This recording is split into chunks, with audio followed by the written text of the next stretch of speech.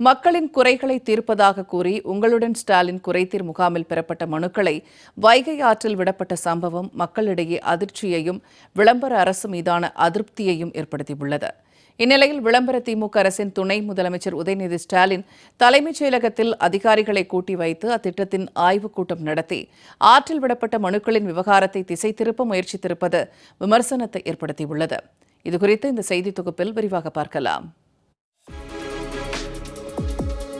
தமிழகம் முழுவதும் விளம்பர திமுக அரசின் ஆட்சியில் ரேஷன் அட்டை பெறுவது துவங்கி அரசின் காப்பீட்டு திட்டம், மகளிர் உரிமை தொகை, சாதி சான்றிதழ் பெறுதல், பட்டா கோருதல், முதியோர் பென்ஷன் உள்ளிட்ட அனைத்து பிரச்சினைகளில் சிக்கி தவிக்கும் மக்களுக்காக தாங்கள் இருப்பதாக தம்பட்டம் அடித்துக் கொண்டு தமிழகம் முழுவதும் உங்களுடன் ஸ்டாலின் முகாம்களை விளம்பர திமுக அரசு நடத்தி வருவதாக விமர்சனம் எழுந்துள்ளது.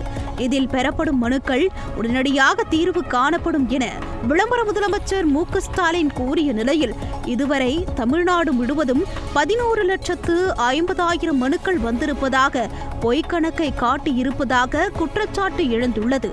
மேலும் மகளிர் உரிமை தொகை கேட்டு விண்ணப்பித்துள்ள குடும்ப தலைவிகள் எண்ணிக்கை மட்டும் 17 லட்சம் மனுக்கள் பெறப்பட்டிருப்பதாக அரசே கூறுவதுதான் வியப்பாக உள்ளது.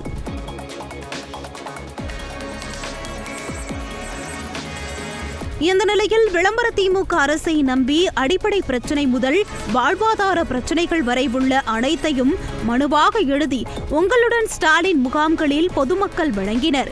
இந்த நிலையில் உங்களுடன் ஸ்டாலின் குறைதீர் திட்டத்தின் கீழ் மக்களிடம் பெறப்பட்ட மனுக்களை சிவகங்கை மாவட்டம் திருப்புவனத்தில் உள்ள வைகை ஆற்றில் கொட்டி விளம்பர திமுக அரசு அலட்சியத்துடன் நடத்தியிருப்பது தற்போது அம்பலமாகி உள்ளது.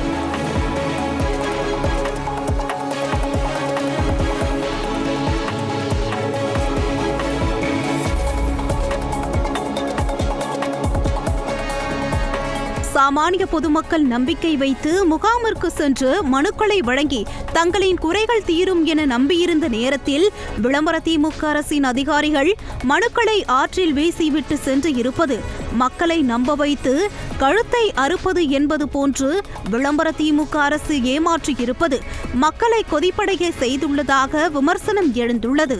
இந்த சம்பவம் ஊடகங்களில் வெளிச்சம் போட்டு காட்டப்பட்ட நிலையில் அதனை திசை திருப்ப விளம்பர திமுக அரசின் துணை முதலமைச்சர் உதயநிதி ஸ்டாலின் உடனடியாக அவசரமாக சென்னை தலைமை செயலகத்தில் அனைத்து துறையின் செயலாளர் மற்றும் மாவட்ட ஆட்சியர்களை காணொலி காட்சி மூலம் அழைத்து உங்களுடன் ஸ்டாலின் முகாம்களில் பெறப்பட்ட மனுக்களின் நிலைமை குறித்தும் விலாவரியாக அக்கறை எடுத்து கேட்கிறோம் என்ற வகையில் புகைப்படத்தை வெளியிட்டு கபட நாடகம் ஆடியது மக்களிடையே மேலும் கொந்தளிப்பை ஏற்படுத்தியுள்ளது. விளம்பர திமுக அரசு ஆட்சிக்கு வந்தது முதல் தொடர்ந்து நாடகமாடி வரும் நிலையில் தற்போது மக்களின் இயலாண்மையை வைத்து அதில் விளம்பரம் தேடிக் கொள்வது மட்டுமல்லாமல் அவர்களின் நம்பிக்கையை மனுக்களாக பெற்று அதனை ஆற்றில் வீசியது வேதனையின் உச்சம் என்றுதான் சொல்ல வேண்டும் என சமூக ஆர்வலர்கள் குற்றம் சாட்டியுள்ளனர். ஆட்சிக்கு வந்த 4 ஆண்டுகளில் மக்களை நம்ப வைத்து முட்டாளாக்கி வரும் நிலையில் தற்போது மனுக்கள் அனைத்தும் ஆற்றில் வீசப்பட்டு அதனை திசை திருப்ப உதயநிதி ஸ்டாலின் இப்படி ஒரு நாடகம் நடத்தியது மக்களை மேலும் முட்டாளாக்க நினைப்பதையே காட்டுவதாக விமர்சனங்கள் எழுந்துள்ளது. வறுமை கோட்டிற்கு கீழ் உள்ள மக்கள் தங்களின் வாழ்வாதாரத்திற்கும் தங்களின் பிரச்சனைகளுக்கும் தீர்வு கிடைத்துவிடும் என நம்பி வந்து மனு அளித்தவர்களை அவமரியாதை செய்து அசிங்கப்படுத்திய விளம்பர திமுக அரசிற்கு வரும் 2026 சட்டமன்ற தேர்தலில் சாமானிய பொதுமக்கள் தகுந்த பாடம் புகட்டுவார்கள் என்பதில் எந்தவித ஐயமும் கிடையாது. ஜெயா பிளஸ் செய்திகளுக்காக செய்தியாளர் நித்யானந்தன்.